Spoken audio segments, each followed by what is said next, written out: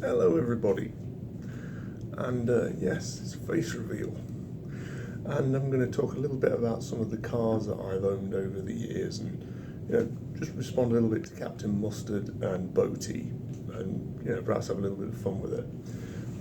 So the first car I ever remember being driven around in was my dad's Rover. He had a SD1. It was chocolate brown, and he ended up trading it in because it was costing him too much in petrol. And he ended up buying a Granada, the square-shaped Granada. It was a 2.8. And then he saw the advert for the Sierra, which was on the 10 o'clock news. You might remember this if you're a touring car fan and if you're into your cars. It had Andy Rouse, who was driving the RS 500 in the British Touring Car Championship. So my dad said, I fancy a look at that. So he went down, he traded his Granada in and got a Sierra. It was a Kia, I think it was a 2 litre. And that's the car that I remember him most having. And the first car that I ever drove was his backup car, which was a 1.3 Escort. It was a Mark II, and I was about 7. I was just big enough to reach the pedals, and he took me down these country lanes. We got to a friend of his. He owned a farm. We drove onto this field, and he said, "Right, you're driving." So I got behind the wheel. And I'd seen him drive loads and loads of times, but he taught me through it. He said, "You're perfectly safe, you're on a field, it's fine, no problem at all." And within 10 minutes I was driving around in circles in this field, and then he sets up some cones, and then I was reversing around these cones. That was good fun. And his only advice was to me was, just don't tell your mum. So that was a good laugh. The first car I ever owned myself was a 1.1 Poplar Plus Fiesta. It was dark blue. I bought it for about 200 quid off a little old lady, but it only lasted about 6 weeks, and then the head gasket went. I was 18, nearly 19 when I bought it.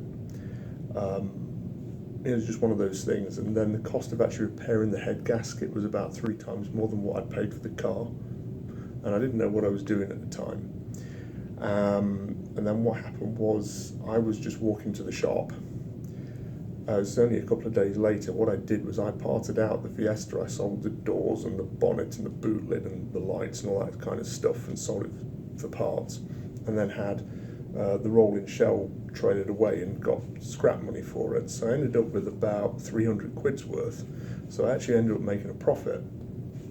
And what happened was I was walking past my neighbour's house, and he said, "Where's your Fiesta?" And I said, "Well, the head gasket went and I had to get rid of it." And he said, "Do you need a car?" And, technically I didn't, because I only worked, a mile down the road, so I could walk it every day. But I thought, well, why not? And he had a Maestro. It was a Maestro Advantage. It looked like an MG Maestro, so it had the body kit and the spoilers and everything on it, and the suspension, steering and whatnot, but it wasn't an MG Maestro, so it wasn't as much in terms of insurance.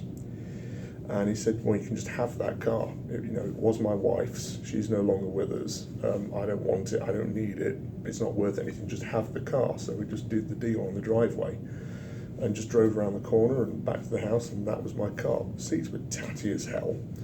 But it was funny because I went to the Auto Sport show a couple of weeks later and got talking to a bunch of guys on the Austin Rover stand, and they said, "You've got a Maestro, fantastic." And so you get talking to them, and they said, "Do you need anything? Do you need any spare parts?" And I said, "Well, actually, I could do with some seats." And this guy toddled up and he said, "Where are you?" "Well, where are you based?" I said, "I'm in Derby."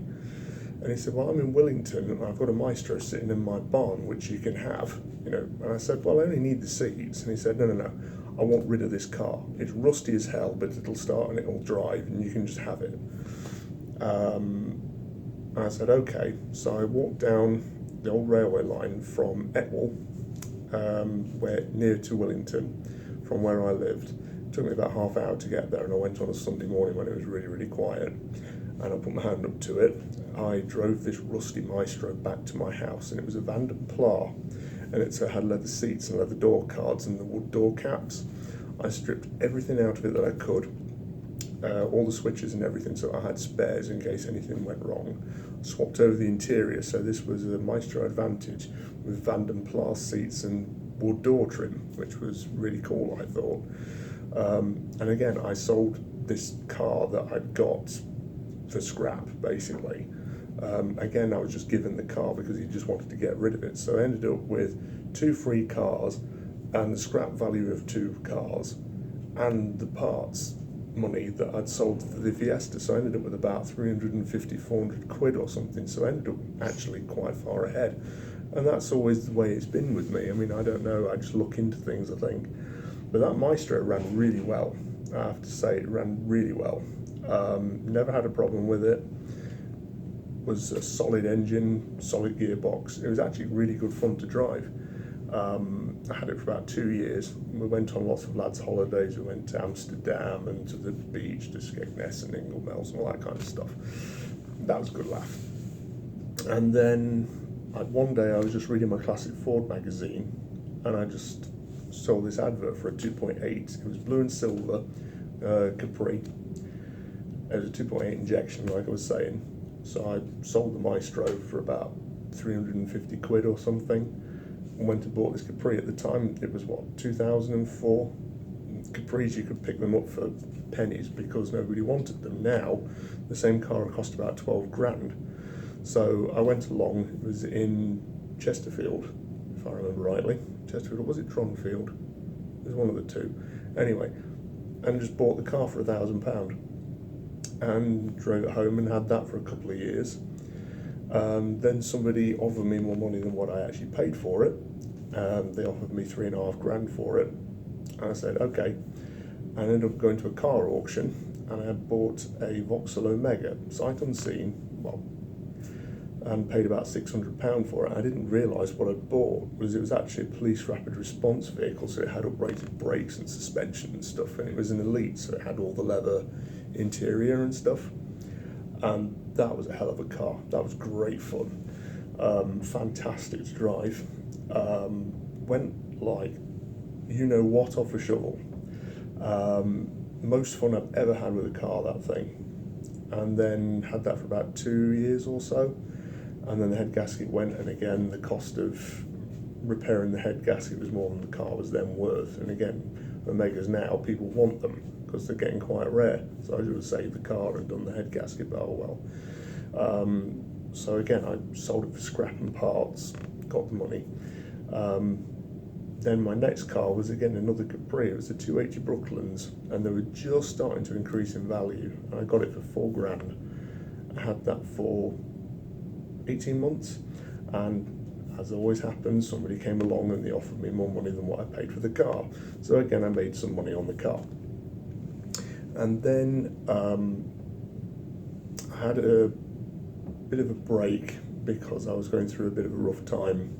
Nothing major, but you know, it's one of those times.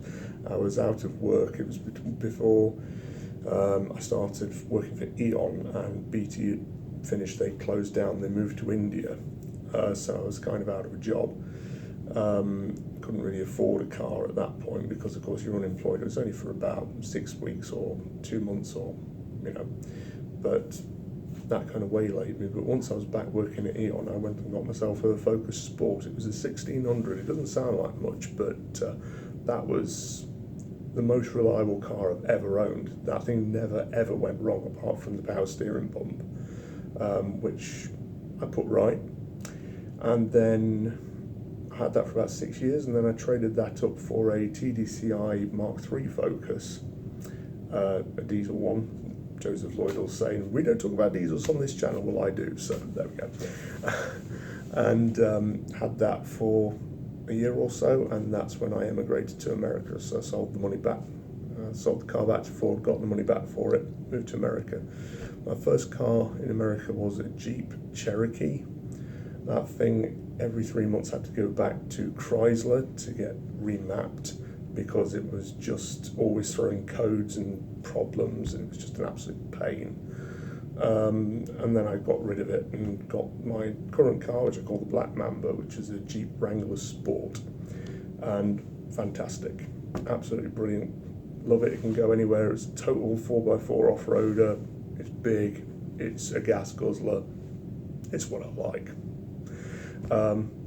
Cool. Other cars I've driven, my friend Darren, who I worked with at BT, he was actually a bit of a Rover guy. He was actually the guy that got me into Rovers, and then through him I started having a bit of an appreciation. He had, when I first knew him, a SD3 213 Rover, the real square shaped one, the one that was based on a Honda Ballad, I think it was. I had a go in that.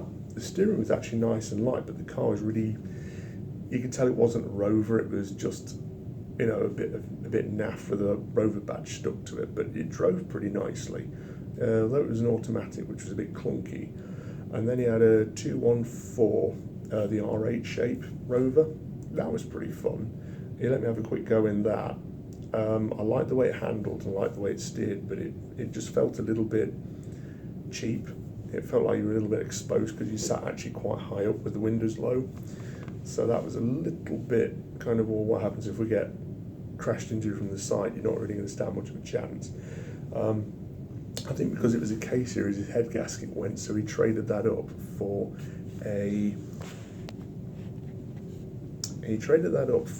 MG-ZR. It was blue, and I remember being driven around in that. I never drove it, but I remember being driven around in it, and that was a fun little car. Again, it was only a 1400, but that thing had some poke. That thing had some real poke. It was a good fun car. But again, he had started having problems with the water pump and things like that, and he got rid of it and got a facelift Rover 45, which I did drive, and that was nice actually. That was comfortable. That had the Rover 75 seats in it. I've never owned a Rover myself, always fancied it. So yeah, that's a bit of a potted history of my car history. I do love my cars. I've always loved cars, even when I was a little kid and had Matchbox cars and Corgis and stuff like that. My favourite Corgi car, I had a little red Magnum Ferrari 308. My mum watched TV all the time. My dad didn't. He was always out at the pub. And every time Magnum was on, I used to get my little Corgi Ferrari out and did power slides around the carpet and stuff. And I had loads of Matchbox cars. I think all kids did, but I really enjoyed that. I enjoyed reading books on cars, and as well as books on pilots and aircraft and things like that.